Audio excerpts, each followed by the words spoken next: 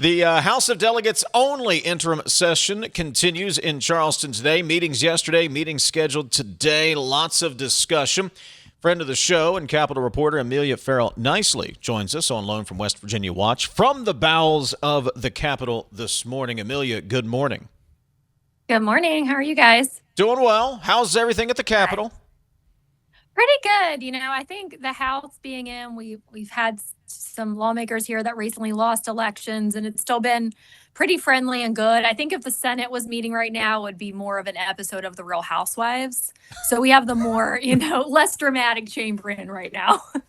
All right, a number of things we want to touch on with you. Let's start with the governor's news conference yesterday. $168 million in potential savings identified through those audits. What was kind of the reaction around the building yesterday? I think people were questioning why the timing of it was released now. Of course, people are excited to see taxpayer dollars saved, and several of these agencies have been questioned by lawmakers throughout the years about their spending. So I think there was a positive reception to it, but of course, a lot of it was overshadowed by the news that the governor shared at the end of the press conference that we could see potential cuts to programs serving foster children, vulnerable children, et cetera, because of a deficit. I think the other question today is, what are you going to do with that 168 million? Because there are lots of issues around West Virginia that lawmakers would like to see that money invested into. I thought it was going to be potholes. I mean, that seemed to be the takeaway yesterday. Yeah. That's all I heard, potholes. Yeah. Well, that was specifically the Department of Transportation, the millions of dollars they're going to save through different initiatives is going to be put back into roads, according to the governor. You mentioned right there at the end of the news conference, he identified the potential cuts to TANF funding. That's temporary assistance for needy families. We call it West Virginia Works here in West Virginia. But the governor outlined a structural deficit that he says needs to be corrected. Yes, he says that we have a projected $40 million deficit in this program. And essentially, what happened, according to him, is that during the COVID pandemic, there was, of course, more federal money flowing into the state. And so these programs that use TANF dollars, whether that's family support networks or I'm trying to think, like there's a clothing voucher program for kids, lots of programs that support vulnerable kids, that their budgets grew and then stayed that way as the federal funding decreased. So now we've got this projected $40 million deficit. And of course, I mean, I didn't point this out in my story yesterday, and I should have. There is a possibility that we could backfill this program with state dollars, right? It doesn't have to rely on federal dollars. We're just a very federally dependent state. But the governor didn't give any indication that he plans on using state dollars to fix that structural deficit. It seems to me, and we talked about this yesterday, but you're a more keen observer than I. 168 million sounds great. Sounds great. It's like 1% of total dollars when you include the federal dollars as well. Doesn't seem like something structurally that's going to change. I mean, we're not even keeping up with inflation. Doesn't seem like it's going to have much effect in the out years. Just kind of seems like, yeah. Well, I also think it's worth noting, sure, there were a couple, I think it was around $9 million of dollars worth of savings that had already happened, like the National Guard mowing their own grass. Okay, that's already happening. So we've saved, I think it was $20,000 there. But the rest of these are projected savings, like everything has to go right and work. Right. So for foster care, one of the projected savings for the Department of Human Services is a $25 million savings if we can bring hundreds of foster kids back to West Virginia and give them the services they need. That is so many pieces that have to fall in line, right? We need buildings, we need staff, et cetera. Let me follow up on that. When these numbers are put out, did the consultant weigh any of the capital expenditures that would need to take place, to your point? Because maybe we have to spend some money to bring people back here. So are these savings a net benefit, or are we weighing the cost to generate these savings and then whatever will result in the net benefit will happen? That's why I think this is a little muddy. I'm not sure if it accounts for any upfront investment that we would have to undertake in order to generate those savings, and then what is the real net? That wasn't made clear, at least to me. Yeah, and me either. I mean, I didn't get to read every single line of the audits yesterday because I was running around the Capitol, but I did not see that. And, for example, there was a line for saving money in the Department of Homeland Security where they want to put body cameras on all corrections officers. And the governor Yeah. said this will save money because we have a record and less lawsuits or whatever it might be. Well, what's the cost of outfitting correction officers? Honestly, I think it could be $1 million from what my understanding is of body cameras in the past with law enforcement. So, yeah, I think there's a lot of questions moving forward about the savings. I think there's lots of waste that goes on in government. So the idea of this is really good, but I'm not sure how it's going to play out long term. We tossed around the idea yesterday, Amelia, that the $168 million, when you look at the money that's coming in to fund some of these departments, is great. Don't get me wrong. It's $168 million in savings, but really we're kind of getting to the end of how much more efficient these departments can run, or how much more bare bones these departments can run if that's all you can find during these audits. Yeah, and that's a great point. I mean, I think we still continue to see staffing vacancies in DOHS. I've seen multiple posts in the last week about emergency needs for CPS workers.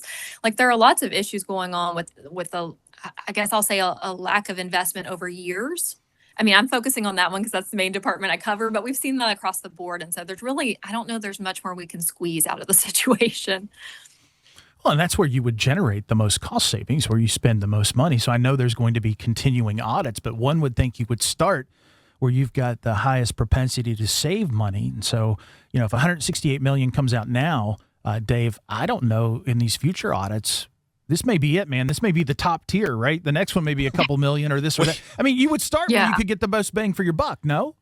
We've made government as efficient as possible. We have done it, guys. We have done it. Hey, I'm going home. Amelia Knisely joining us from West Virginia Watch, Capitol reporter.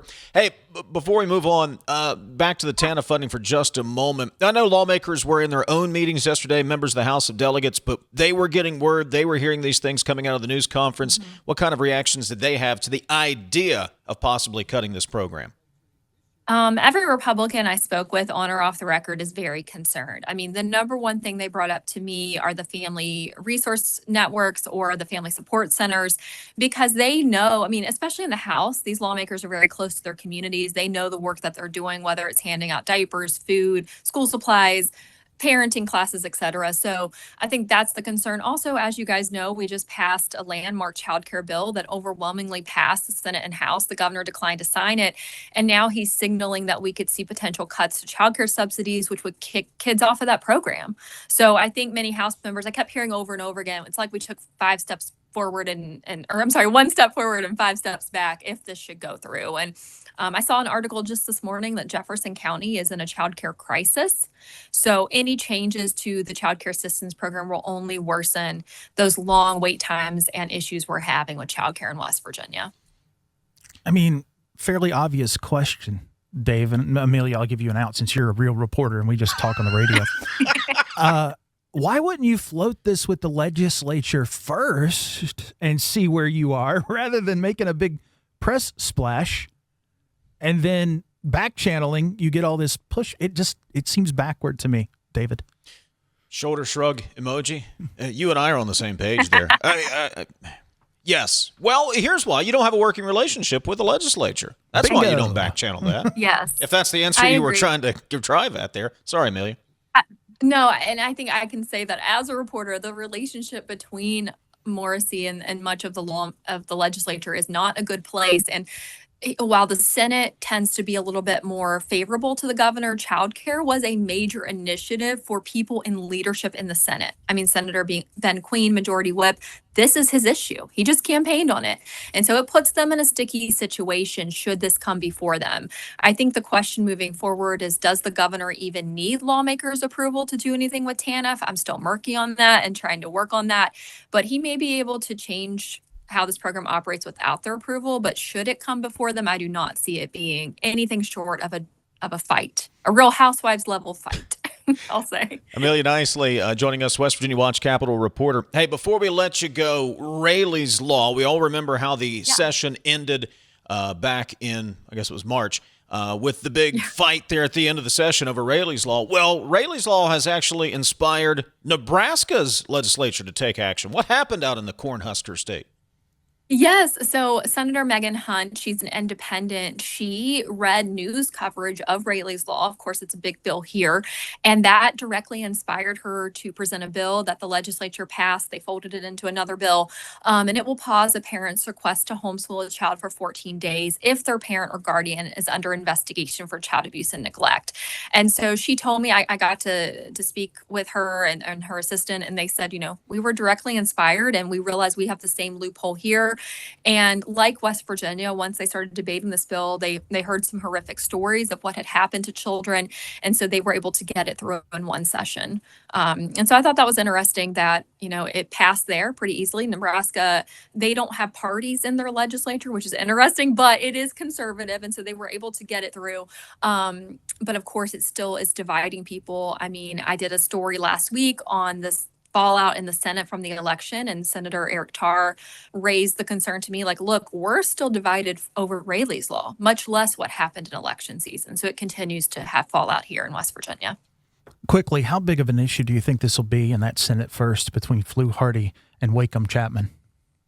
Oh, it will be something I believe he will campaign on. I believe that Senator Chapman, let me not say that. I don't recall how she voted on this issue, but she certainly wasn't for Raley's Law. Let me put it that way.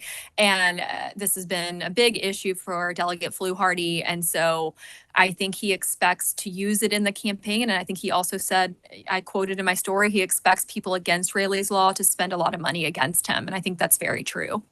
She's Amelia Ferrell Knisely, Capitol reporter, West Virginia Watch, and my mother's favorite guest on Talkline. Thank you. Oh, and by the way, thanks, Mom. And thanks for not taking any cheap shots at the Reds today. I appreciate it, Amelia. I'm beaten down from the election, so I'm not as sarcastic as I usually.